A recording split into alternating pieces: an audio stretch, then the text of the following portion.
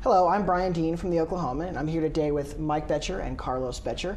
Mike is a Ponca City native and a longtime CNN and NBC war correspondent, and he and Carlos have taken on a new project, a new news gathering project that they think is going to kind of change the way people cover the war. And I'll start out by just kind of asking you guys, and well, I guess we'll start with you, Mike. How did you sort of come up with the idea for this? Well, you know, I first started working in Iraq in August of 1990 when Saddam Hussein's armies invaded Kuwait, and I've been in and out of there since. And since the invasion, I was embedded with the U.S. Special Forces for CNN, and then later went back to NBC and was doing 2 months in Iraq covering the war, 1 month out, back home, 2 months in. And what I noticed, and which was frustrating to me, was we barely got to embed and tell the stories of the soldiers. The major networks were not embedding with U.S. soldiers for the long term. The invasion happened, everyone rode into Baghdad on the tanks, and then they went home. And so there was one guy from each network there, and we had responsibilities for covering Iraq, the people, the political situation, and oh, by the way, we have 200,000 soldiers in Iraq and Afghanistan. And I think that's a crime. And I thought that was a crime, that we can't ignore these guys. I mean, they're out there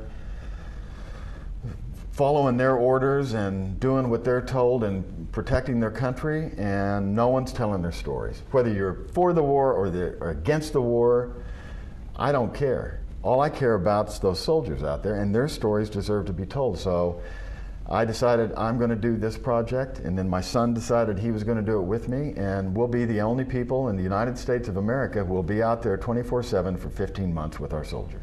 Now, and as this idea started, it wasn't going to be necessarily a father-son project. You pitched this to your bosses at NBC, right? Yeah, originally this was an NBC project, and I have great respect for my old network, but really, you know, I thought that there was a different way of doing this, that it was our responsibility as a network to follow our soldiers full time. They thought so too. I mean, in the end, they thought it was too dangerous, and I understand that. And I told them, look, I'm going to do it as an independent contractor, and would you let me out of my contract early? And they said, okay.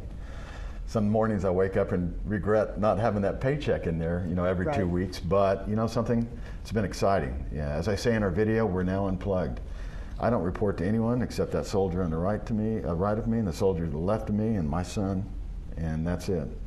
Carlos, tell me how you got involved in this. I mean, your dad's obviously been doing this a long time, but this is not necessarily your kind of gig, huh? Oh, I got involved with this because I was kind of in an in-between state in school, and I wasn't really sure what kind of direction I wanted to go in my studies. I was studying international affairs, and my father told me about this project, and it sounded really interesting to me. And at first I wanted to work on it, possibly stateside, kind of maybe assisting, doing kind of a just coordination work for him. And as I started to think about it more and more, I started to realize that I really wanted to go with my father for a variety of reasons. I mean, it's a good chance to spend 15 months with my dad, though who knows how that's going to end up, because it's a long time to spend close quarters with your pappy. And but more so than that, I've come to realize it really is the right thing to do, because this really is a generational story. I mean, it's the older generation that's gotten the younger generation into this war, and my father is able to provide a very unique vantage point of, he's been doing this type of thing, being a war correspondent for 28 years. And I'm going to be able to provide a vantage point as well, a very raw, very young, very honestly inexperienced vantage point that hopefully will become more and more experienced, more and more able to read the situations that are going on there. I'm trying to provide the view through my generation, the view through the eyes of the soldiers. And I'm very excited to do it. Now, tell me, you know, your bosses thought this was too dangerous. You've obviously been over there a lot. You know the dangers over there. When your son said, Dad, I want to go with you and be involved in this very dangerous project that your bosses wouldn't even let you do because they thought it was too much, what was your reaction to that? Oh, the initial reaction was, oh, fantastic, my son's going to be with me. And I started thinking, oh, Christ. I mean, this is risky. And And I thought through in my mind, I told Carlos about the risks, and I thought through my mind, I was 24 when I first covered the war in El Salvador in 1980. And he's 22, and he's a lot more worldly than I was at his age. And I thought, well, he's a man now. And, I wake up every morning thanking God that he is my son, because he knows the risk he's taking, but he feels that it's his service to the country.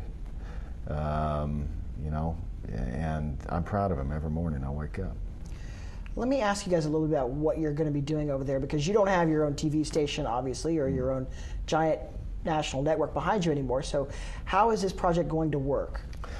Well, it will be a web-based project. We'll have a website, noignoring.org or .com or .net, but that's, there is, the origin of that is, I said, we just can't ignore these guys. And I started thinking about it.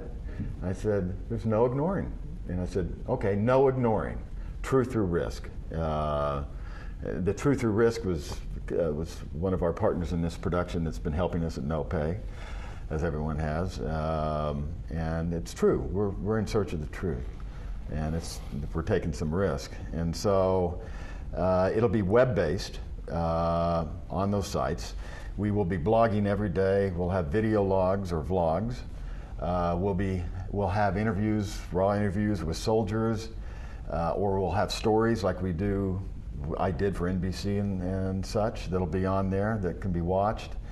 The soldiers themselves will have their own section and be able to write in their own words or vlog in their own words how they feel about what they did that day out there on the front. And so what we're doing, and we're giving it away to every local station in the country to use for free as long as they come to our website. And we want those local stations to also pitch in to our nonprofit, because everything we make, outside of our operational costs, of course, goes to veteran service organizations, veterans who need help.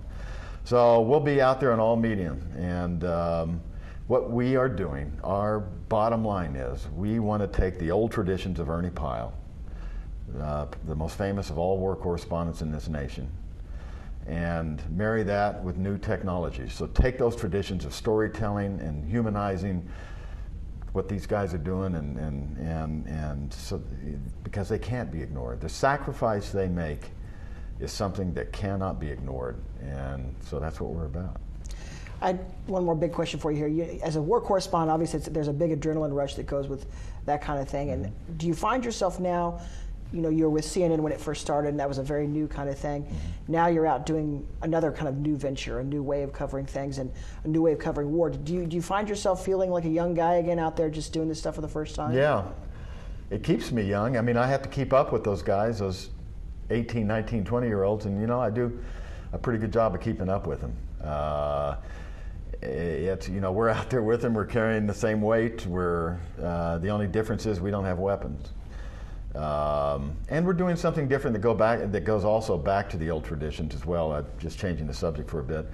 We're going to wear the same uniform as the U.S. Army, and that was the tradition going back to World War II. That changed during the Vietnam War later on, and it got carried through. And journalists that, when I was covering wars in the 80s and stuff, we had some sort of immunity, it seemed like, and we put TV on our vans, and we dressed differently, and thought we couldn't be killed, although we had a lot of people killed, but thought we couldn't be killed because we were journalists. Now we are the targets. We're targets. And so, for security reasons, we're going to wear the same uniform that the soldiers were wear, whether it's a Marine uniform, Special Forces uniform, or an Army ACU, which is the modern camouflage. And we're doing that because when we're out on a patrol or on a Humvee, and those colleagues of mine have been killed or hurt badly, we're dressed differently. Because if you're with a small unit and you're dressed differently, a sniper or a roadside bomber, you draw attention, and they'll think that person must be important. And that happened to Bob Woodruff of ABC, that happened to Kimberly Dozier. She and I were on the streets the same day, her patrol was hit, mine wasn't. And I think for security reasons, we're going to go back to the old traditions, and we're going to wear the same camouflage. So we'll be dressed exactly like the U.S. soldier. And the Army thinks that that is a smart move as well. All right, well, thank you guys so much for coming in. And if you want to follow their adventures in Iraq and Afghanistan, you can do that on newsok.com. You can also do it at noignoring.com, which is their website. And we will have continual updates from these guys over the next 15 months as they are in Iraq and Afghanistan. Look forward to it. Thank you, guys. Thank you. Thank you.